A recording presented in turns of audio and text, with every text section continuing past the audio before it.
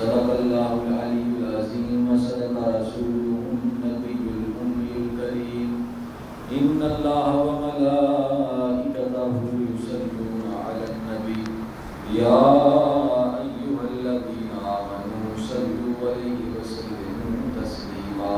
محبت کے ساتھ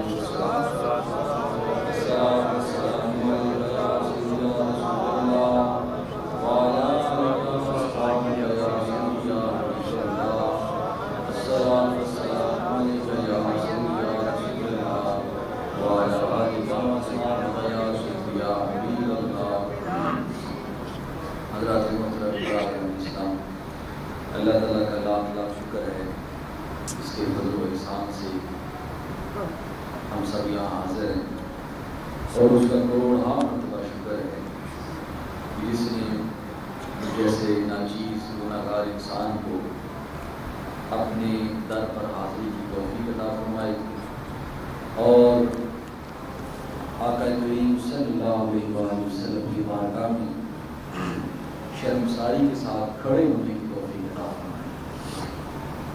بہت بڑی بات ہوتی ہے کہ ایک بندہ خانہ کعبہ کی حاضر ہو اور وہاں اس کی زبان سے نکلے کہ یا اللہ بھیجا تھا تو نے اپنا بننے کے لیے ہم غیروں کے بن گئے، اپنے گناہ پیش کرنے، اپنی انکساری پیش کرنے کے لیے. بہرحال وہاں انسان اپنے ظاہر و باطن کو پاک کرنے کے لیے جاتا ہے.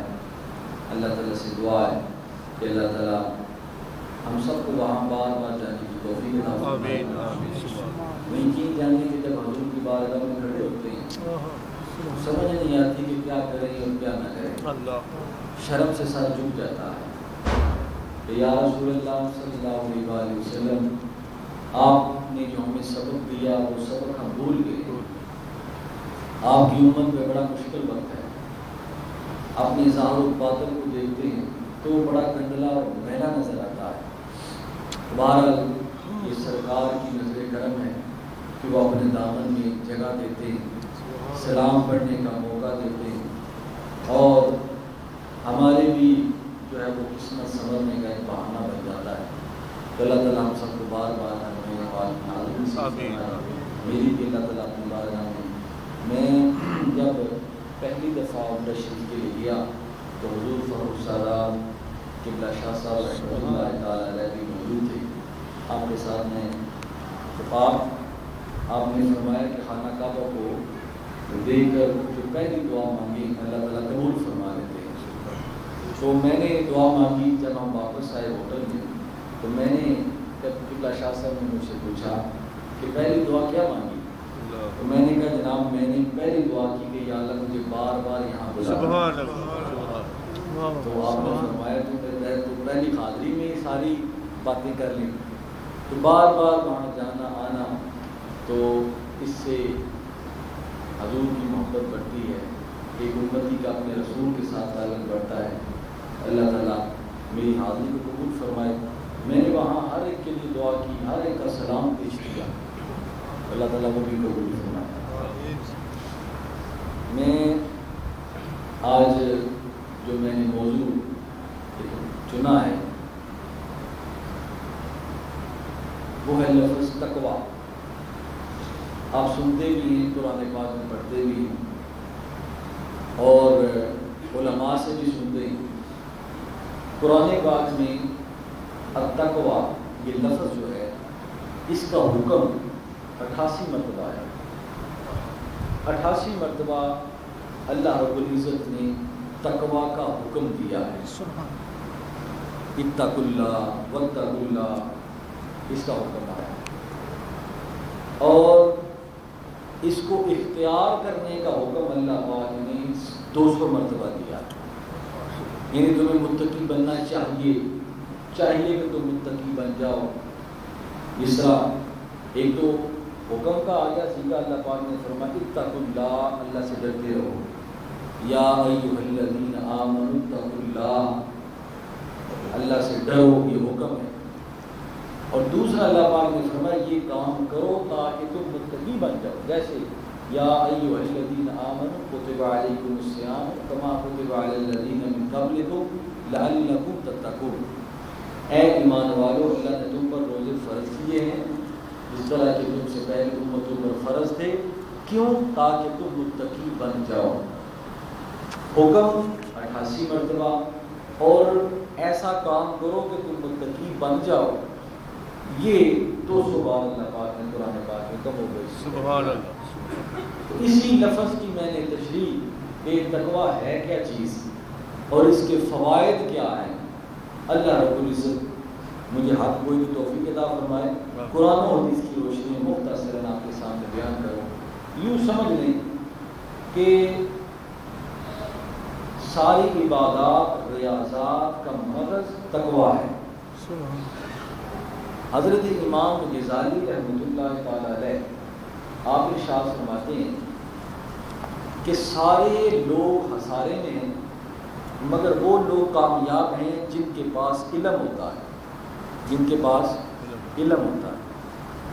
پھر آپ نے فرمایا علماء بھی خسارے میں ہیں، گھاٹے میں، مگر وہ علماء گھاٹے میں نہیں ہیں جو اپنے علم پر عمل کرتے ہیں۔ پھر آپ نے فرمایا علماء جو باعمل ہیں، اپنے علم پر عمل کرتے ہیں، وہ بھی گھاٹے میں ہیں، مگر وہ علماء جو عمل بھی کرتے ہیں اور پھر جو عمل کرتے ہیں اس میں اخلاص ہوتا ہے، وہ گھاٹے میں نہیں۔ پھر آپ نے فرمایا علماء جو اپنے علم پر عمل کرتے ہیں اور عمل بھی ان کا مخلص ہوتا ہے، اخلاص ہوتا ہے اس میں، وہ بھی گھاٹے میں، مگر وہ علماء یا وہ لوگ جو عالم بھی ہیں، عامل بھی ہیں، مخلص بھی ہیں، اس کے باوجود اللہ سے ڈرتے رہتے ہیں، وہ کامیاب۔ سبحان اللہ، سبحان اللہ۔ آخر میں چیزوں نے تقویٰ ذکر کی، یہ متقی۔ تو قرآن پاک میں بھی اس چیز کا واضح طور پر اشارہ، ان اکرمکم عند اللہ اتقاکم، تم میں سب سے معزز، بہترین، شاندار انسان وہ ہے کہ تم میں سب سے زیادہ متقی۔ آقا کریم صلی اللہ علیہ وآلہ وسلم کا بھی ارشاد ذیشان ہے، آپ نے ارشاد فرمایا کہ میری امت میں کسی عربی کو کسی اجمی پر، کسی اجمی کو کسی عربی پر، کسی کالے کو کسی گورے پر، کسی گورے کو کسی کالے پر کوئی فضیلت نہیں مگر تقویٰ کی وجہ سے۔ جس میں جتنا تقویٰ ہے اس میں اتنی فضیلت۔ التقویٰ جو ہے یہ ہے کیا چیز جس کا اللہ رب العزت نے اتنا، اور آقا کریم صلی اللہ علیہ وآلہ وسلم نے اتنا جو ہے حکم ارشاد فرمایا ہے۔ تقویٰ کہتے ہیں کہ جب انسان کوئی نیکی کرے تو اللہ کی رضا سمجھتے ہوئے اور اس کے ڈرتے ہوئے کرے، اللہ کا خوف، اللہ کا خوف اور اللہ کے عذاب سے ڈر، اور نیکی بھی کرے تو یہ خوف ہو کہ پتہ نہیں اس کی بارگاہ میں قبول ہے کہ نہیں، یہ تقویٰ ہے۔ کئی علماء نے اس کی کئی تشریحات کی، کئی اس کے جو ہے وہ انہوں نے خلاصے بیان کیے ہیں۔ مختصراً یہ ہے کہ انسان کوئی بھی کام کرے اگر برائی سے بچتا ہے تو اس وجہ سے نہیں کہ اس کا نقصان ہے، اس وجہ سے کہ اللہ نے منع کیا، اللہ نے منع کیا ہے، تو یہ تقویٰ ہے۔ نیکی کرے تو ڈرے کہ پتہ نہیں نیکی اس قابل ہے کہ نہیں ہے، تو یہ تقویٰ ہے، یہ تقویٰ ہے۔ تو آپ مختصر اس کی تشریح حضور یار امت حضرت جسٹس پیر محمد کرم شاہ صاحب رحمۃ اللہ تعالی علیہ، آپ سے کسی نے پوچھا تو آپ نے تقویٰ کی یہ تعریف فرمائی ہے۔ آپ نے فرمایا تقویٰ یہ ہے کہ رب تمہیں جہاں جانے کا حکم دے وہاں سے تم غیر حاضر نہ ہو، وہاں سے تم غیر حاضر نہ ہو، اور جہاں جانے سے منع کرے وہاں تم حاضر نہ ہو، یہ تقویٰ۔ سبحان حضرت عمر فاروق رضی اللہ تعالی عنہ آپ نے ارشاد، حضرت قاب الاحبار یہ حضور کے بڑے پیارے صحابی تھے، ان سے پوچھا، آپ نے فرمایا کہ حضرت قاب یہ تقویٰ کسے کہتے ہیں؟ تو آپ نے فرمایا حضرت عمر فاروق رضی اللہ تعالیٰ عنہ کو، ایک روایت میں یہ واقعہ حضرت عمر فاروق سے بھی روایت ہے، آپ نے بھی یہ مثال دی ہے۔ آپ نے فرمایا کہ اے عمر فاروق تقویٰ یہ ہے کہ انسان، ایک بدو کی آپ نے مثال دی، آپ نے فرمایا بدو بہت بڑا چوگا پہنتے ہیں، ایک بدو جنگل میں جاتا ہے، جنگل میں کیل کانٹے ہوتے ہیں، وہ اپنے لباس کو کیل کانٹوں سے بچا بچا کر گزرتا ہے. جب کوئی انسان دنیا کے کیل کانٹوں سے اپنے دامن کو بچا بچا کر گزرتا ہے تو اسے تقویٰ ہے. سبحان اللہ سبحان اللہ. تو کئی طرح کی تعریفات آقا کریم صلی اللہ علیہ وآلہ وسلم، آپ کے صحابہ کرام اور اولیاء کرام محدثین نے اس کو بیان کی ہیں. مختصراً میں نے آپ کے سامنے بیان کی. اب تقویٰ ہے کیا چیز، اس کا فائدہ کیا ہے، اللہ تعالیٰ اس کی اہمیت کو کیوں بیان فرماتے ہیں. اللہ رب العزت ارشاد فرماتے ہیں ان تتقوا اللہ، اگر تم اللہ سے ڈرو گے، اللہ سے ڈرو گے، تقویٰ اختیار کرو گے، متقی بن جاؤ گے، تو اس کا فائدہ کیا ہوگا. یجعل لکم فرقانا، اللہ تعالیٰ تمہیں فرقان عطا فرمائے. یہ فرقان کو چھوٹی نعمت نہیں ہے. قرآن پاک کا دوسرا نام، قرآن پاک کا ایک نام فرقان بھی ہے. سبحان اللہ سبحان اللہ. اللہ تعالیٰ نے متقی تقویٰ، جس دل میں تقویٰ پیدا ہو جائے، جو متقی بن جائے، اس کے 2 اجر ہے اس آیت کریمہ میں. فرمایا وَيَجْعَلْ لَكُمْ فُرْقَانًا، اللہ تعالیٰ تمہیں فرقان عطا فرمائیں گے. ظاہری معنی یہ ہے اللہ تعالیٰ تمہیں فرقان بنا دیں گے. تو فرقان کا معنی کیا ہے؟ یاد رکھیں کہ انسان کو بعض کا پتہ نہیں چلتا یہ کام اچھا ہے یہ برا ہے، سمجھے کہ وہ بندہ صاحب فرقان نہیں ہے. محدثین فرماتے ہیں لغت میں اس کی تشریح ہے کہ انسان کو اچھے اور برے کی جب تمیز ہو جائے تو اسے فرقان کہتے ہیں. فرمایا جب تم متقی بن جاؤ گے تو اللہ تعالیٰ تمہیں فرقان عطا فرمائیں گے. تمہیں پتہ چل جائے گا، تمہارا دل تمہیں بتا دے گا، تمہارا ذہن تمہیں بتا دے گا، تمہاری بصیرت تمہیں بتا دے گی کہ یہ نیکی ہے کہ برائی ہے. اسے فرقان کہتے ہیں. کب؟ جب ان تتقوا اللہ، اللہ تعالیٰ سے جب تم ڈرنے لگو گے، ہر کام اللہ تعالیٰ کی بارگاہ میں متقی بن کر کرو گے تو تمہیں صاحب فرقان بنا دیا جائے گا. اور دوسری بات یہ ہے وَيُكَفِّرْ عَنْكُمْ سَيِّئَاتِكُمْ، اللہ تعالیٰ تمہارے گناہوں کو معاف کر دے گا. سبحان اللہ. اللہ تعالیٰ تمہارے گناہوں کو معاف کر دے گا. وَيَغْفِرْ لَكُمْ، اور تمہاری بخشش کر دے گا، تمہاری بخشش کر دے گا. وَاللَّهُ ذُو الْفَضْلِ الْعَظِيمِ، بے شک اللہ تعالیٰ بہت بڑا فضل فرمانے والا ہے، سب سے زیادہ فضل فرمانے والا ہے. اور دوسرا اللہ رب العزت نے تقویٰ کی تعریف فرماتے ہوئے یہ بھی بیان کیا ہے. اللہ تعالیٰ ارشاد فرماتے ہیں کہ اگر تم متقی بن جاؤ گے، اللہ سے ڈرو گے، وَمَن يَتَّقِ اللَّهَ، جو بندہ اللہ سے ڈرتا ہے اس کے لیے کیا ہوتا ہے، یجعل لہ مخرجا، اللہ تعالیٰ اسے مصیبتوں سے نکال لیتا ہے. اللہ تعالیٰ اسے مصیبتوں سے نکال لیتا ہے. یہ قرآن پاک، اللہ تعالیٰ اسے مصیبتوں سے نکال لیتا ہے. وَيَرْزُقْهُ مِنْ حَيْثُ لَا يَحْتَسِبُ، اور بندے کو وہاں سے رزق دیتا ہے جہاں بندے کا گمان بھی نہیں ہوتا. وَمَن يَتَّقِ اللَّهَ، جو اللہ تعالیٰ سے ڈرتا ہے، تقویٰ اختیار کرتا ہے، پھر رزق وہاں سے آتا ہے کہ بندے کو وہم و گمان بھی نہیں ہوتا، وہاں سے رزق آ جاتا ہے جب انسان متقی اور پرہیزگار بن جاتا ہے.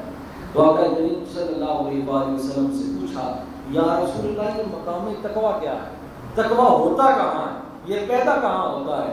تو آقا کریم صلی اللہ علیہ وآلہ وسلم نے دل کی طرف اشارہ کر کے فرمایا، آپ نے فرمایا التقویٰ ہا ہونا، تقویٰ تمہارے دل میں ہوتا ہے، تقویٰ تمہارے دل میں ہوتا ہے. حضور علیہ الصلوۃ والسلام آپ نے ارشاد فرمایا، آپ نے فرمایا میرے صحابہ کرام تمہارے جسم میں ایک گوشت کا لوتھڑا ہے، تمہارے جسم میں ایک گوشت کا لوتھڑا ہے، اگر اس کی اصلاح ہو گئی، وہ سیدھا ہو گیا تو تمہارا سارا جسم سیدھا ہو جائے گا، اور اگر اس میں ٹیڑھا پن آ گیا تو سارا جسم بگڑ جائے گا. خبردار وہ تمہارا دل ہے، وہ دل ہے، اس کی اصلاح کر لو. کیوں؟ دل مقام تقویٰ ہے، وہاں تقویٰ پیدا کر لو، وہاں اللہ تعالیٰ کی جو ہے وہ خوف اور خشیت پیدا کر لو. تو تقویٰ ایک بہت بڑی نعمت ہے. اللہ پاک نے کئی اور مقام یا ایھا الذین آمنوا اتقوا اللہ حق تقاته، اے ایمان والو اللہ سے ڈرو جیسے ڈرنے کا حق ہے، جیسے ڈرنے کا حق ہے. اور پھر تقویٰ بھی ایسا ہونا چاہیے کہ جیسا تقوی کا حق ہے. یہ نہیں کہ سرسری صاحب تھوڑا سا زلزلہ آیا اللہ سے ڈرے پھر اس کے بعد چھٹی، تھوڑی سی تکلیف آئی اللہ سے ڈرے اس کے بعد چھٹی. ایسا ہو کہ ہر معاملے میں اللہ کی ذات پیش نظر ہو، اس کے رسول کی ذات پیش نظر ہو. جب وہ کام کرنے لگے تو دیکھیں کہ میرے اللہ نے، میرے رسول صلی اللہ علیہ وآلہ وسلم نے اس کا کیا حکم، کیا طریقہ بتایا، تو پتہ چلتا ہے کہ یہ بندہ صاحب تقویٰ ہے۔ اور اللہ تعالیٰ تقوی سے اس قدر خوش ہوتے ہیں، اس قدر خوش ہوتے ہیں۔ آقا کریم صلی اللہ علیہ وآلہ وسلم آپ نے اپنے صحابہ کرام کو پہلی امتوں کے بادشاہ کا واقعہ سنا ہے، بخاری شریف میں بھی یہ واقعہ آتا ہے۔ پہلی امتوں کے واقعہ سنایا، آپ نے فرمایا کہ وہ بادشاہ تھا، ساری زندگی اس کی گناہوں میں گزر گئی، گناہ کرتے کرتے گزر گئی۔ تو جب آخری وقت آیا، تو جب آخری وقت آتا ہے تو انسان چاہے اچھا ہو چاہے برا ہو، اس کی ساری زندگی ایک سیڑھی کی طرح اس کے سامنے ہوتی ہے۔ انسان کو جھٹکا لگے نا تو ساری زندگی ایک سیڑھی، ایک ریل کی طرح اس کے سامنے آ جاتی ہے کہ میری زندگی گزری کیسے ہے۔ اگر اچھائیوں میں گزری ہے تو وہ پھر بھی اللہ تعالیٰ کی بارگاہ میں توبہ طائب کرتا ہے، لیکن کچھ تسلی ہوتی ہے بندے کو۔ لیکن اگر گناہوں میں گزری ہے تو پھر بھی انسان کے سامنے ہوتا ہے کہ میری یہ گاڑی جو چلی ہے، جو میں نے سفر کیا ہے، وہ کیسے گزرا۔ وہ بادشاہ جب آخری وقت آ گیا، سیدھی بریل سامنے آ گئی، اللہ کی بارگاہ میں وہ حاضر ہونے سے ڈر گیا، اپنے درباریوں کو بلایا اور کہنے لگا کہ بات یہ ہے کہ میری ساری زندگی بغاوت میں گزری ہے، گناہوں میں گزری ہے، خطاؤں میں گزری ہے۔ جب میں مر جاؤں تو میرے جسم کو جلا کر اس کی راکھ پانی میں بہا دیں تاکہ میرا جسم بھی نہ رہے، اور روح تو میری ویسے ہی چلی جانی ہے، اس کا عقیدہ تھا، اور میں اللہ کی بارگاہ میں حاضر ہونے سے بچ جاؤں گا، کیونکہ میرے اعمال اس قابل نہیں کہ میں اللہ کی بارگاہ میں پیش ہو سکوں۔ گناہگار اب جب اس کے درباری میں بیٹھے کیا، اللہ پاک نے فرشتوں کو حکم دیا کہ اس کی راکھ کو جمع کرو اور اس کے جسم کو پھر تیار کرو، روح کو اس کے جسم میں ڈالو اور میری بارگاہ میں لے کر آؤ۔ جب وہ بادشاہ اللہ کی بارگاہ میں پیش ہوا اور تھر تھراہٹ، کھپ کھپاہٹ طاری ہو گئی، تو اللہ پاک احکم الحاکمین، اس نے پوچھا کہ اے میرے بندے، وہ مالک ہے نا، وہ گناہگار کو بھی بندہ کہتا ہے، کیونکہ ہے جو اسی کا بندہ ہے جی، نیک بھی اسی کے بندے ہیں، گناہگار بھی اسی کے بندے ہیں۔ فرمایا میرے بندے بتاؤ کہ تو نے آخری وقت یہ جو عمل کیا ہے وہ کس وجہ سے کیا ہے؟ تمہیں پتہ نہیں جب تم کچھ بھی نہ تھا تو میں نے تمہیں پیدا کر دیا، اب تو تیری راکھ موجود تھی، روح میرے پاس تھی، میرا ہی حکم تھا، تو پھر تو نے ایسا کیوں کیا؟ اب وہ بارگاہ ہے، وہاں جھوٹ نہیں بولا جاتا، نہ بولا جائے گا۔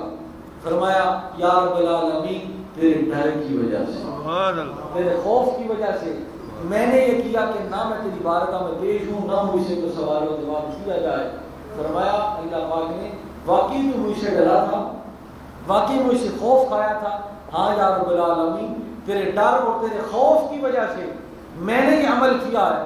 فرمایا جو مجھ میری بارگاہ میں حاضر ہونے سے ڈر گیا اور تقوی اختیار کیا، مجھ سے ڈر کیا، میں نے اس کے سارے گناہوں کو معاف کر دیا۔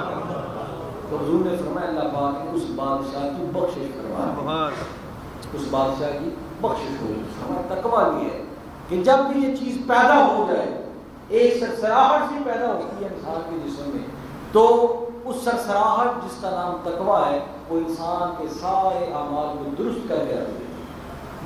جب یہ بندہ اپنے ذہن میں یہ پیدا کر لے کہ مجھے اللہ کی بارگاہ میں حاضر ہونا ہے، میری نیکیاں بھی پیش ہونی ہیں، میرے گناہ بھی پیش ہونے ہیں، تو پھر کیا ہوتا ہے؟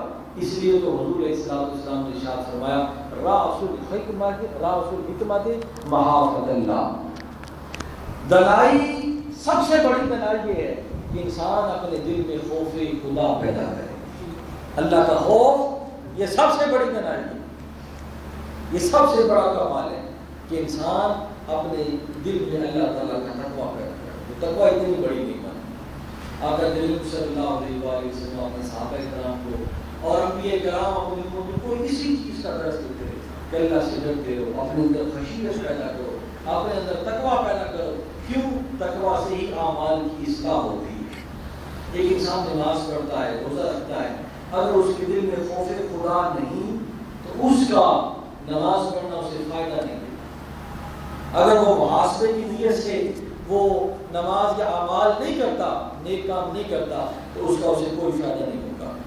حضرت عمر فاروق رضی اللہ تعالیٰ عنہ آپ ایک مرتبہ باہر سفر پر تشریف لے گئے اور اکیلے تھے، ساتھ ہی خادم تھا۔ تو آپ سفر پر روانہ ہوئے تو خلیفہ وقت تھے لیکن سامان کوئی نہیں تھا، کھانے پینے کی کوئی چیز موجود نہیں۔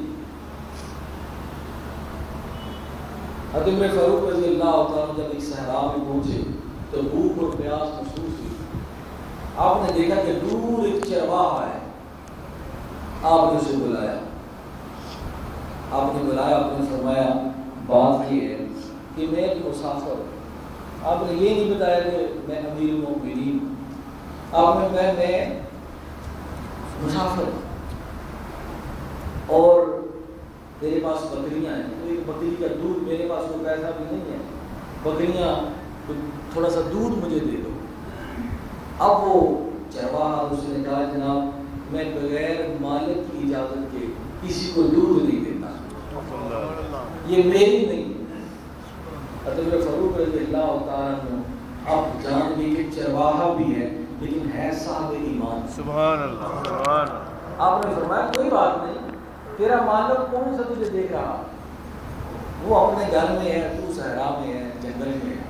اپنے مالک سے کہہ دینا کہ ایک بکری جو ہے وہ گم ہو گئی ہے، اسے بھیڑیا کھا گیا، وہ جنگل میں کہیں ادھر ادھر، سو ماننا، جو چیز نہیں اس کا سو ماننا، اپنے مالک سے کہہ دینا تو وہ تمہیں کچھ نہیں دے گا۔ اس نے کہا مسافر بات اصل میں یہ ہے کہ دنیا کے مالک سے تو جھوٹ بول لو گا لیکن اگر اس نے سبحان اللہ، نعرہ تکبیر، نعرہ رسالت، نعرہ حیدری، فرمایا کہ دنیا جو مجازی مالک ہے اس سے چھپوا لو گا لیکن جو دلوں کا بھید جاننے والا ہے اگر اس نے پوچھ لیا اس کو جواب کیا دوں، اللہ اس کے سامنے میں کیا پیش کروں گا۔ حضرت فاروق رضی اللہ تعالیٰ عنہ اطمینان ہو گیا۔ آپ نے فرمایا خدا کی قسم میری بھوک بھی ختم ہو گئی، میری پیاس بھی ختم ہو گئی، کہ شکر ہے میری امت میں ایک ایسا شخص بھی ہے جو خدا سے جنگلوں میں بھی ڈرتا ہے۔ سبحان اللہ، اس کیفیت کو تقویٰ کہتے ہیں سبحان کہ انسان سفر و حضر میں خلوت و جلوت میں ہو، وہ اپنے پروردگار کو یوں محسوس کرے کہ میرا رب میرے ساتھ ہے اور مجھے دیکھ رہا ہے، سبحان اللہ۔ اسے تقویٰ کہتے ہیں۔ تو فرمایا حضور میں اپنے مالک حقیقی سے کیسے چھپاؤں گا۔ اسی مرتبہ حضرت فاروق رضی اللہ تعالیٰ عنہ آپ بیمار ہو گئے تو کسی نے حکیم نے آپ کو مشورہ دیا کہ آپ جناب 2 چمچ شہد کے وہ آپ لے لیں، آپ ٹھیک ہو جائیں گے۔ آپ نے فرمایا میرے پاس تو شہد نہیں ہے۔ آپ نے صحابہ کرام کو بلایا کہ اگر آپ کو اجازت دیں تو میں بیت المال سے تھوڑا سا شہد لے لوں۔ آج کل تو جو بیت المال کا حال ہوتا ہے اللہ تعالیٰ معافی کرے، کہاں سے آئے صدا لا الہ الا اللہ، برکتیں کیسے ہوں۔ بیت المال ہی جو ہے وہ سارے کا سارا وزیروں نے اپنے گھر میں رکھ دیا، برکتیں کہاں سے آئیں۔ عوام نے تو بھوکا مرنا ہے، عوام کو تو مسائل بڑھنے ہیں۔ تو حضرت فاروق رضی اللہ تعالیٰ عنہ آپ نے فرمایا صحابہ کرام کو، صاحب نے فرمایا کہ جب آپ خلیفۃ المسلمین ہیں تو 2 چمچ آپ اگر لے لیں گے تو اس میں حرج نہیں ہے۔ آپ نے شہد 2 چمچ منگوا لیا، اب یہ سامنے رکھا ہے تو لرز گئے۔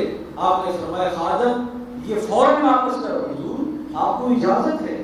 آپ نے فرمایا آپ نے تو اجازت دی ہے، مجھے کیسے پتا چلے کہ میرے مالک نے بھی اجازت دی ہے کہ نہیں؟ اگر رب نے مجھ سے پوچھ لیا تو کیا حساب۔ اور جب اللہ کی بارگاہ میں گڑگڑاتے ہیں، حضرت مرتضیٰ شیخ خدا رضی اللہ تعالیٰ عنہ آپ کا خود یہ عالم یہ تھا کہ پانی میں روٹی بھگو کر کھاتے تھے، یہ تقوی کا عالم۔ حضرت فاروق رضی اللہ تعالیٰ عنہ آپ کی بارگاہ میں ایک مرتبہ حضرت ابو عبیدہ رضی اللہ تعالیٰ عنہ، یہ حضور کے بڑے پیارے صحابی تھے اور عشرہ مبشرہ صحابی تھے، حضرت ابو عبیدہ رضی اللہ تعالیٰ عنہ، ان کو حضور نے فرمایا ہر امت کا ایک امین ہوتا ہے، میری امت کا امین حضرت ابو عبیدہ ہے، سبحان اللہ، ان کو امین الامت کا لقب دیا گیا۔ امین الامت کا لقب، اور اشرا مبشرہ دنیا میں جنت کی بشارت۔ سبحان ان کو حضرت عمر فاروق رضی اللہ تعالیٰ عنہ نے وہ مصر کا گورنر بنایا، شام کا گورنر بنایا، تو شام سے شکایت آ گئی کہ حضرت ابو عبیدہ رضی اللہ تعالیٰ عنہ روزانہ رات کو جنگل میں جاتے ہیں اور وہاں اپنا مال جمع کرتے ہیں، کیونکہ گورنر ہے کوئی ان کو پوچھ نہیں سکتا۔ حضرت عمر فاروق رضی اللہ تعالیٰ عنہ کو جب یہ چٹھی پہنچی، ایک پریشانی یہ ہوئی کہ سرکار نے فرمایا کہ امین الامت ہیں، آپ امین الامت ہیں، حضور کے صحابی ہیں، اشرا مبشرہ ہیں۔ دوسری پریشانی یہ ہوئی کہ میری ذمہ داری بھی ہے، میں نے تحقیق بھی کرنی ہے، تو آپ نے فرمایا کہ مجھے خدا کا خوف ہے، ایک شکایت آئی ہے اور اگر میں نے اس کا ازالہ نہ کیا تو اللہ مجھ سے پوچھے گا، تو میں کیا کروں؟ آپ نے اپنے ہاتھوں کو لیا، سواری لی اور شام کی طرف چل پڑے تحقیق کرنے۔ آپ وہاں جب تشریف لے گئے، حضرت ابو عبیدہ رضی اللہ تعالیٰ عنہ آپ سے ملاقات ہوئی، وہ بڑے حیران ہوئی کہ جناب آپ نے کوئی خط نہیں لکھا، آپ نے کوئی ہمیں درخواست اطلاع نہیں کی، اچانک آ گئے۔ آپ نے فرمایا کوئی بات نہیں، میں پوچھا کہ حال احوال پوچھوں، معاملات پوچھوں، تو حضرت ابو عبیدہ رضی اللہ تعالیٰ آپ نے جو ہے وہ جناب کی بساط کی خدمت کی۔ آپ نے فرمایا جناب آپ رات کو کہاں جاتے ہیں؟ آپ نے فرمایا جناب میں جنگل میں جاتا ہوں۔ فرمایا آج عمر بھی آپ کے ساتھ جائے گا جہاں آپ جاتے ہیں۔ آپ نے فرمایا حضور ٹھیک ہے آپ میرے ساتھ چلے۔ حضرت عمر فاروق رضی اللہ عنہ دیکھتے ہیں کہ حضرت عبیدہ کے منہ پر کوئی جو ہے وہ نہ پریشانی ہے نہ کوئی ملال ہے، اگر کسی کا کھایا ہو تو انسان فرمایا حضور ضرور میرے ساتھ چلے۔ عشاء کی نماز پڑھی، حضرت عمر فاروق رضی اللہ تعالیٰ عنہ مطمئن ہے کہ جس کو سرکار نے امین الامت فرمایا وہ بددیانت نہیں ہو سکتا، لیکن تحقیق کرنا یہ میرا حق ہے اللہ کے خوف کی وجہ سے۔ حضرت ابو عبیدہ چل رہے ہیں، حضرت عمر فاروق بھی چل رہے ہیں، جنگل میں پہنچے تو حضرت ابو عبیدہ فرماتے ہیں حضور یہ جھونپڑی ہے جہاں رات میں آتا ہوں۔ فرمایا جھونپڑی کے اندر میں داخل ہو سکتا ہوں؟ فرمایا ہاں آپ داخل ہو سکتے ہیں۔ حضور ابو عبیدہ بھی داخل ہوئے، دیکھا کہ ایک چھوٹا سا چراغ وہاں جل رہا، تھوڑا سا پانی ہے اور روٹی کے چند ٹکڑے ہیں جو پیالی میں پانی میں بھگو کر رکھے ہوئے اور ایک مسلح بچھا ہوا ہے۔ آپ نے فرمایا کہ ابو عبیدہ وہ خزانہ کہاں ہے جو تم روزانہ جنگل میں چھپاتے ہو؟ حضرت ابو عبیدہ مسکرا پڑے۔ آپ نے فرمایا حضور یہی وہ خزانہ ہے جو رات کو میں یہاں چھپاتا ہوں۔ ایک پیالی ہے، یہ وہ مسلح ہے جو آقا نعمت نے مجھے عطا فرمایا، یہ کھانا ہے جو ساری رات میں 3 ٹائم تو کھانا کھا نہیں سکتا، میری اتنی آمدن نہیں ہے، یہ تھوڑی سی روٹی کے ٹکڑے ہیں جو میں رات کو روزانہ بھگوتا ہوں اور دوسری رات کھاتا ہوں اور پھر ساری رات اللہ کی بارگاہ میں دریا گزاری کرتا ہوں کہ یا اللہ اگر کو کمی کوتاہی ہو جائے تو مجھے معاف فرما۔ فرمایا یہ ہے میری جمع پونجی اور کائنات کی کوئی شے میرے اکاؤنٹ میں نہیں ہے۔ حضرت عمر فاروق رضی اللہ تعالیٰ نے فرمایا اے امیر الامت مجھے تو اسی وقت یقین تھا کیونکہ زبان مصطفیٰ سے نکلا ہے کہ آپ امین الامت ہیں، لیکن اگر میں تحقیق نہ کرتا تو یہ بھی بددیانتی تھی۔ آج میں گواہی دیتا ہوں کہ جس کو سرکار نے امین فرمایا ہے وہ بددیانت نہیں ہو سکتا۔ سبحان نعرہ تکبیر، اللہ اکبر، نعرہ رسالت، یا رسول نعرہ رسالت، یا رسول نعرہ حیدری، یا سیدی مرشدی، یا نبی یا نبی۔ تو دوستو آپ نے فرمایا تقوی یہ ہے کہ انسان اندھیرے میں اجالے میں رب سے اس طرح ڈرے کہ جس طرح وہ ڈور ڈرتے ہیں۔ تو اب تقوی کی تعریف سمجھ گئے کہ آپ نے فرمایا تقوی جہاں ہوتا ہے دل میں ہوتا ہے، التقوی ہاں ہوتا، اگر یہ چیز سنبھل گئی تو ہر چیز سنبھل گئی، اگر یہ نہ سنبھلی تو پھر کوئی چیز نہیں سنبھلی۔ اس لیے آقا کریم صلی اللہ علیہ وآلہ آپ حضور اللہ پاک نے قرآن پاک میں ارشاد فرمایا کہ اگر تم اللہ تعالیٰ سے ڈرو گے متقی بن جاؤ گے، اللہ تعالیٰ تمہیں مصیبتوں سے نکال لے گا اور رزق وہاں سے دے گا کہ تمہارے رحم و گمان میں نہیں ہوگا، اللہ تعالیٰ تمہارے گناہوں کو معاف کر دے گا، اللہ تعالیٰ تمہارے جو ہے وہ برائیوں کو ختم کر دے گا اور تمہارے ہماری بخشش کرتے ہیں۔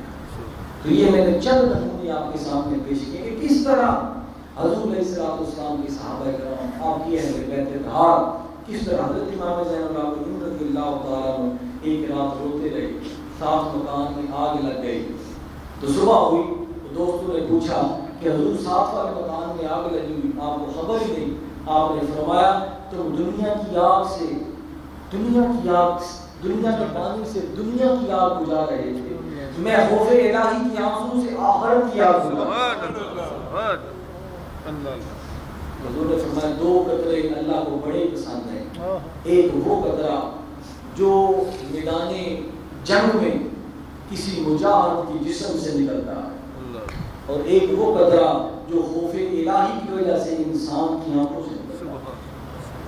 آقا کریم صلی اللہ علیہ وآلہ وسلم آپ نے فرمایا جب قیامت آئے گی تو 500 میل کی مسافت، 500 سال کی مسافت بنتی ہے، 500 سال ایک بندہ چلے تو جتنی مسافت بنتی ہے، اتنی مسافت سے جہنم کی آواز آئے گی، اس کی اتنی پھنکار ہوگی، اتنی چنکار ہوگی کہ 500 سال کی مسافت سے اس جہنم کی آواز آئے گی، اور ہر نبی کو اور ہر امتی کو سنائی جائے گی، اتنی خطرناک آواز ہوگی۔